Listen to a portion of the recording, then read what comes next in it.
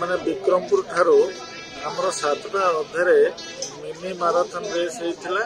पुरुष और महिला मानकर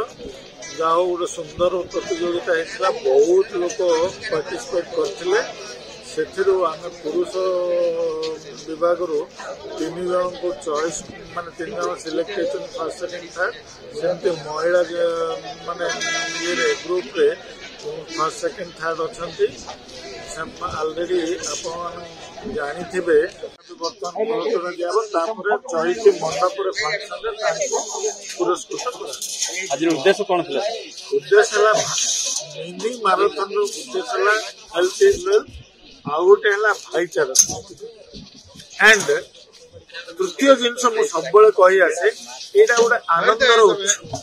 उपभोग कर समय यूनिटी स्ट्रेंथ देखाटा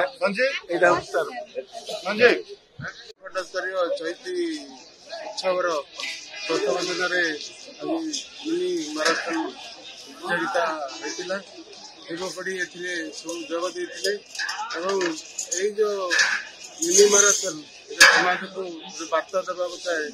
ये सुस्थ रहे युवपीढ़ी से आज मिनी माराथन होता आगामी दिन में 22-23 चैती पड़िया विड़ंबर उत्सव पालन करे समस्त गुणपुर उपखंड स्तरीय जनसाधारण जोगदे उत्सव को साफल्यमंडित करेंगे गुणपुर